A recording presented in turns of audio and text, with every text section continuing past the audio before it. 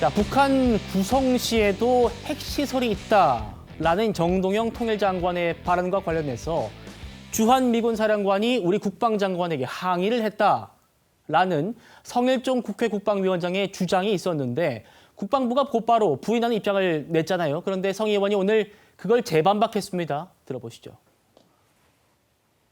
국방부는 주한미군 사령관이 국방부 장관에게 항의했다는 것은 한미 군사 외교상 적절하지 않고 사실도 전혀 아님이라고 했습니다. 핵심은 바쁜 주한미군 사령관이 국방부에 찾아갔는지 여부인데 항의는 없었다에 방점을 두고 전혀 사실이 아니라고 부인을 한 것입니다. 국방부에 묻겠습니다. 정동현 장관의 발언 이후에 주한미군 사령관이 안규백 장관을 찾아왔던 일이 있습니까? 없습니까? 지난 3월 10일과 11일 주한미군 사령관이 국방부 청사를 방문한 사실이 있는지 없는지 정확히 밝히시기 바랍니다. 그리고 주한미군 사령관이 찾아온 것 자체가 사실이라면 주한미군 사령관이 정동현 장관과 관련된 얘기를 했습니까? 안 했습니까? 한미동맹을 파탄내고 대한민국 안보에 심대한 위협을 가한 잘못은 비겁한 말장난으로 절대 덮여지질 않습니다. 대통령의 결단이 필요합니다. 정동영 통일부 장관을 경질하시고 한미 관계를 복원하시기 바랍니다. 예, 역시 정치다에서 어제 이 국방부 입장문 보고 똑같이 지금 얘기를 저희가 해드렸었습니다. 이현종 의원님. 네. 무슨 얘기냐면 주한미군 사령관이 안규백 장관을 찾아갔다. 그리고 정 장관의 이 발언에 대해서 항의했다. 이 두 가지가 이 국방위원장의 주장이었는데 첫 번째는 언급을 안 하고 두 번째만 부인했다는 거예요. 그렇죠. 자, 지금 일단 국회 국방위원장입니다. 그냥 국방위 위원이 아니라 국방위원장은 그래도 나름대로 정보력이 있습니다. 자, 이제 그런 상황에서 지금 이 문제가 이제 불거지는 것인데요. 결국은 지금 과연 그러면 안규백 장관이 주한미군 사령관을 만났느냐? 예. 자, 이게 일단 중요한 것 같아요.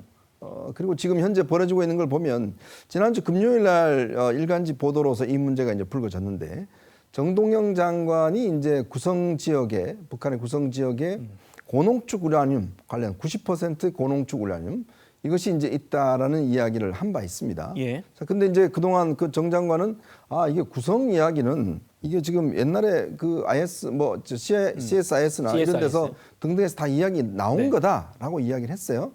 근데 CSIS에서는 그런 이야기 한 적이 빅터 없다는 자격수가 거고. 아니라고 했죠. 예. 문제는 뭐냐면 구성에 핵 관련된 시설이 있는 건 사실입니다. 거기는 뭐 예를 들어서 뭐 이 다른 시설이 있어요. 근데 고농축 우라늄 90% 요게 가장 핵심적인 사안입니다. 요게 사실은 이 정동영 장관이 공개한 것 자체가 미국 측에서는 이거는 굉장히 중요한 정보인데 왜 예. 그거를 공개했냐 장관 이름으로 저희가 그런 기사를 쓸 때요 정부 고위 관계자 뭐 여당의 핵심 인사 이렇게 쓰는 거하고 예. 정동영 장관 이렇게 쓰는 거하고는 굉장히 차이가 있습니다. 그럼요. 그럼 뭐냐면 정부가 공식적으로 확인을 안 해줄 때 정부 고위 관계자 이런 식으로 해서 이제 우리가 기사를 쓰는데 마찬가지로 이 정동영 장관은 국회에 나가서 이야기를 해버렸어요. 근데 이 정보는 아마 아시겠지만 하노이 회담 때 당시에 이 트럼프 대통령이 김정은에게 딱 이 시설을 꼽으면서 이거를 지금 폐쇄라라고 이야기를 한 적이 있어요. 그러니까 미국 입장에서는 자신들이 확보하고 있는 굉장히 중요한 정보인데 왜 그거를 정동영 장관이 공개적으로 자신의 어떤 이름으로 이걸 공개했느냐 이에 대한 이제 문제제기를 하는 것이고 예. 정 장관은 그거 다 공개된 거다라고 했는데 보니까 다 공개된 건 아니었어요. 자, 그래서 이제 지금 이 브럼슨 주한미군 사령관이 공적으로 안규백 장관에게 항의를 했냐 이거에 대한 지금 논쟁이 벌어지고 있는데 어쨌건 이 부분 관련해서는 지금 뭔가 이상 기류가 있는 건 사실인 것 같습니다. 예. 참 논란이 커지다 보니 오늘 국방위도 아니고 법사위에 나온 안규백 국방장관한테 야당 위원들이 따져 물었습니다. 안 장관 답변 들어보시죠. 브론슨 사령관이 누구한테 항의를 했다는 겁니까? 우리 장관님. 네. 주한미군 사령관이 대한민국 국방부 장관한테 항의했다는 내용은 한미 군사 외교상 적절하지 않고요. 그리고 전혀 사실이 아님을 밝혀줍니다. 맞습니다. 격이 안 맞을 수 있는데요. 자, 정동영 장관이 3월 6일 발언한 이후에 최근까지 브런스 장관과 소통한 적 있죠?